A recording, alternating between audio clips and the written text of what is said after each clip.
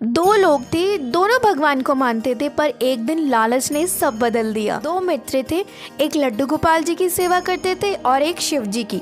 जो शिव जी की पूजा करते थे वह बड़े धनवान बन गए और जो लड्डू गोपाल जी की सेवा करते थे वह साधारण ही थे। तो एक दिन दोनों मित्र मिलते हैं। जो शिव जी की आराधना करने वाला भक्त है वो गोपाल जी की आराधना करने वाले भक्त से यह कहता है कि भाई आज तक तुम उठ नहीं पाए, आज भी तुम उसी स्थान पर हो, उतने ही दायरे में, तुम आगे बढ़ नहीं पाए। तो इतने में गोपाल जी की आराधना करने वाला भक्त कहता है कि भाई कोशिश तो मैं बहुत करता हूँ, पर क्या करूँ, आगे बढ़ नहीं पा रहा। तो इतने में जो शिव जी की आराधना करने वाला भक्त कहता है कि भाई तुम एक काम करो, अपने आराध्य बदल दो, देखना जीवन कैसे बदल जाएगा, शिव जी की पूजा करना स्टार्ट कर दो। अब उस व्यक्ति ने यही किया, गोपाल जी को ले जाकर अलमारी में रख दिया और शिव जी को ले आए और शिव जी का बढ़िया सा रुद्राभिषेक कर धूप अगरबत्ती लगाकर ओम नमः शिवाय का जाप किया। और जैसे ही जाप पूरा हुआ, मालाओं को नेत्रों से लगाकर जाप पूरा किया।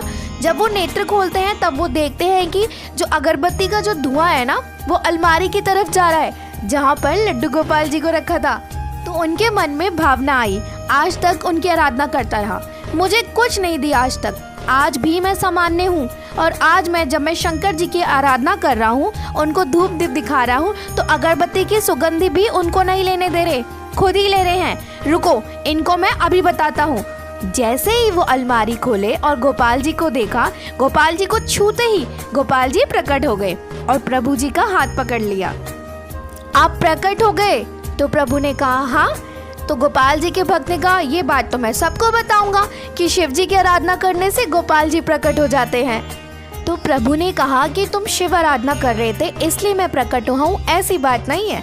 तुम शिव आराधना करो, तुम सूर्य आराधना करो, तुम चंद्र आराधना करो, तुम किसी की भी आराधना करो, उससे हमें कोई दिक्कत नहीं है। आज मैं प्रकट इसलिए हुआ हूँ, ध्यान से सुनना। तो प्रभु जी कहते हैं आज तक तुम मुझे बस सिर्फ एक अष्ट धातु के रूप में पूजा कर रहे थे, तुम्हारे मन में कभी ऐसी कोई भावना आई नहीं कि उनके हाथ भी है, उनके नेत्र भी हैं, उनके हाथ पैर भी हैं, उनकी त्वचा भी है। परंतु आज जब अगरबत्ती का धुआं मेरी तरफ आ रहा था तो तुम्हारे मन में ये भावना आई कि अगरबत्ती की सुगंधी मैं ले रहा हूँ, अर्थात मैं जड़ नहीं, मैं चैतन्य हूँ। वास्तव में शिव आराधना ने मुझे प्रकट नहीं किया, तुम्हारे मन में जो चैतन्यता का भाव आया है उसने मुझे प्रकट किया है।